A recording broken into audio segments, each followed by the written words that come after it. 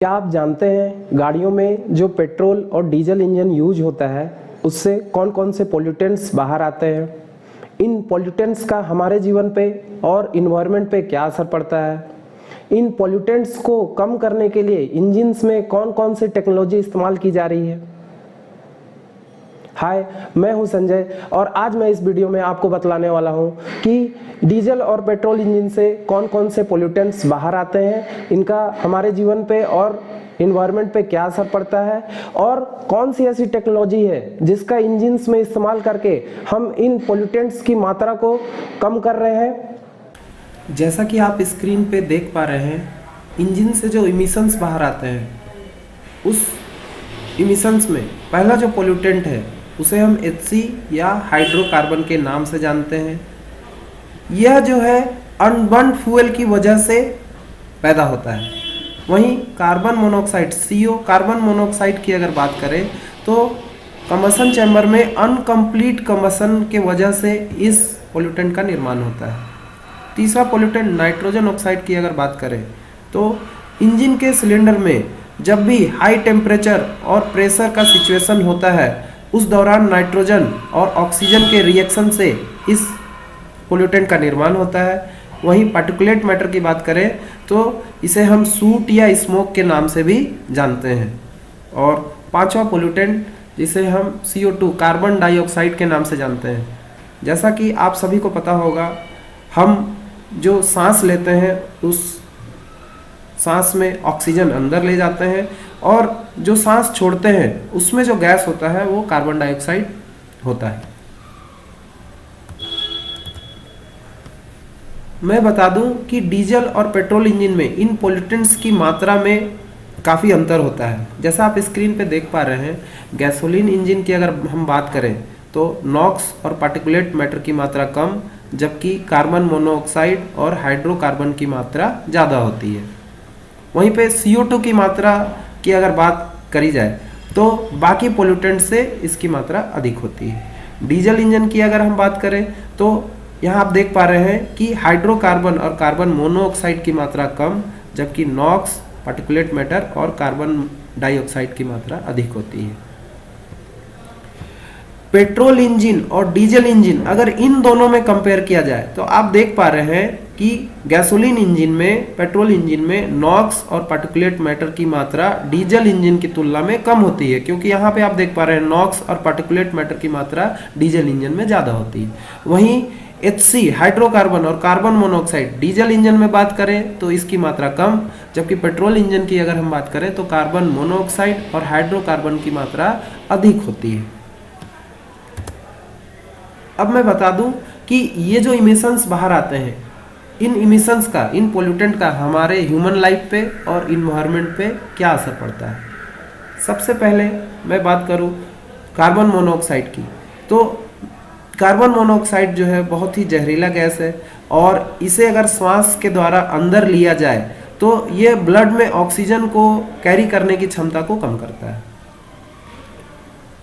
दूसरा nitrogen oxide, अगर इसकी हम बात करें तो यह पोल्यूटेंट जो है फेफड़ों की परत को संक्रमित करता है और यह फेफड़ों के संक्रमण के प्रति प्रतिरोधक क्षमता को भी कम करता है।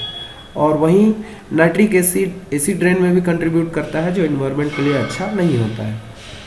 कार्बन डाइऑक्साइड की अगर बात की जाए तो यह सांस से होने वाली तकलीफों के लिए जिम्मेवार होता है और जैसा कि हम जानते हैं कि यह ग्लोबल वार्मिंग के लिए भी एक मेजर कंट्रीब्यूटर है। चौथा, हाइड्रोकार्बन्स की अगर बात की जाए तो यह हार्ट से रिलेटेड प्रॉब्लम और किडनी तथा लीवर को भी डैमेज करने का काम करता है। वहीं पे पार्टिकुलेट मैटर की अगर बात की जाए तो इसका एक्सपोजर जो है लंग्स और हार्ट को इफेक्ट करता है। अब मैं बता दूं कि इन पोल्यूटेंट्स को कम करने के लिए इंजन में बहुत सारे बदलाव किए गए हैं, साथ ही एग्जॉस्ट सिस्टम में भी बहुत सारे बदलाव किए गए हैं। डीजल और पेट्रोल दोनों इंजन्स की अगर बात की जाए तो डीजल में एग्जॉस्ट सिस्टम में काफ़ी सारा बदलाव किया गया है, जबकि पेट्रोल में ज़्यादा कुछ बदलने की ज़रूरत नहीं पड़ी है। तो आगे मैं आपको दिखलाता हूँ कि डीजल इंजन, अगर हम डीजल इंजन की बात करें तो हम फ्यूल सप्लाई सिस्टम में जो प्रेशर है उसको इंक्रीज कर दिया गया है, इंजेक्टर्स को इम्प्रूव किया गया है, एयर मोशन कंट्रोल लाया गया है, कूल्ड ईजीआर का इस्तेमाल किया जा रहा है, ईजीआर बाईपास का इस्तेमाल किया जा रहा है, इनटेक थ्रोटल। मैं बताना चाहूँगा कि BS6 से पहले जो BS4 इंजन आते थे उसमें इनटेक थ्रोटल का इस्तेमाल नहीं किया जाता था, जबकि BS6 में इनटेक थ्रोटल का इस्तेमाल किया जा रहा है। वहीं पे इलेक्ट्रॉनिकली कंट्रोल टर्बो और इलेक्ट्रॉनिकली कंट्रोल ईजीआर का भी इस्तेमाल किया जा रहा है ताकि पोल्यूशन को कम से कम किया जा सके। वहीं अगर एग्जॉस्ट सिस्टम की बात करें तो डीजल इंजन में आप देख पा रहे हैं कि हाइड्रोकार्बन और कार्बन मोनोऑक्साइड को कंट्रोल करने के लिए 2-वे ऑक्सीडेशन कैटलिस्ट का इस्तेमाल किया जा रहा है, जबकि नॉक्स को कंट्रोल करने के लिए SCR सिस्टम या LNT सिस्टम या दोनों सिस्टम का इस्तेमाल किया जाता है। वहीं पे पार्टिकुलेट मैटर को कंट्रोल करने के लिए DPF सिस्टम का इस्तेमाल किया जा रहा है। और मैं बता दूं कि डीजल इंजन में डीजल के क्वालिटी में भी इम्प्रूवमेंट करके, जैसा कि आप देख पा रहे हैं, सल्फर की मात्रा लेस देन 10 ppm करके पोल्यूशन को कम करने की प्रयास की गई है।